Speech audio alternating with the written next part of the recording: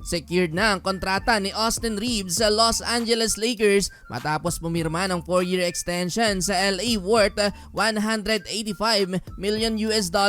Historic ang bagong kontrata na yan ni Reeves dahil largest contract ever yan for undrafted NBA player. Sa sweldo si Austin Reeves ng $41 million sa una niyang taon at sa sweldo naman ng $50+ million sa kanyang final season. Well, ang tanong sa ginawa na yan ng Los Angeles Lakers, may posibilidad pa bang papirmahin ng kontrata sa team si LeBron James? Ay pwede pa yan.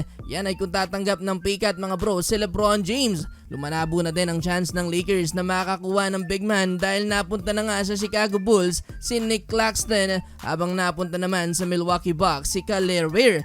Lumalabo na din ang chance na makuha nila itong si Walker Kessler sa Utah Jazz at ganoon din naman si Jalen Duren ng Detroit Pistons. Kaya ang tanong ng mga fans, sino ang kukuning big man ng Los Angeles Lakers na pwedeng makasama ni Luka Doncic? Well, dako tayo sa second round draft. Kinuha ng New York Knicks si Bruce Thornton mula sa Ohio State pero mapupunta ang player na to sa Houston Rockets. Para naman sa 32nd pick, kinuha ng Memphis Grizzlies etong si Richie Sanders ng BYU. Another Duke product ang na-drop mga bro para sa 33rd pick ng Brooklyn Nets, ang 6'6" guard na si Isaiah Evans. Pero mapupunta siya sa Minnesota Timberwolves. Ganun din ang bagsak ni Malik Thomas na mapupunta naman sa Cleveland Cavaliers.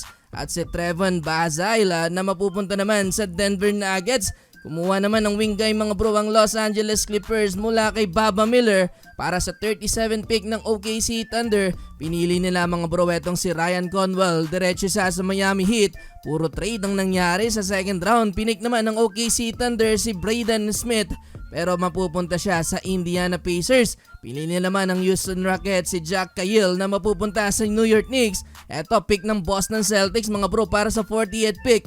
Kinuha nila itong si Dylan Mitchell ng St. John. Para sa sunod na pick, kinuha ng Miami Heat etong si Otega Owe pero na-trade siya papuntang OKC Thunder. Habang gumugulang ang draft pick mga bro, na i-trade ng Pistons etong si Isaiah Stewart papuntang Memphis Grizzlies kapalit ang 3 second round picks. Binitawan na siya ng Detroit Pistons para magkaroon ng salary cap. Well, para sa 41st pick ng San Antonio Spurs, kinuha nila itong si Jacoby Gillespie mula naman sa UCLA. Ang kinuha ng Brooklyn Nets na si Tyler Bilodeau. Another pick mula sa Spurs, kinuha nila mga bro itong si Malik Brown.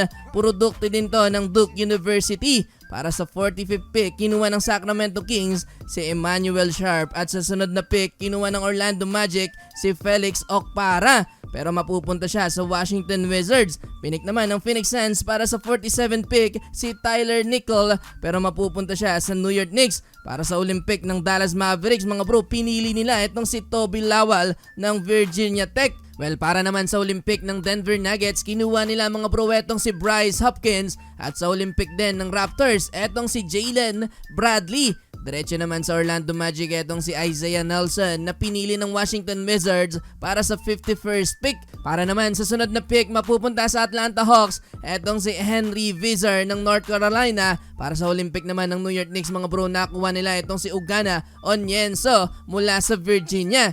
Eto, nag-iisang pick ng Golden State Warriors sa second round.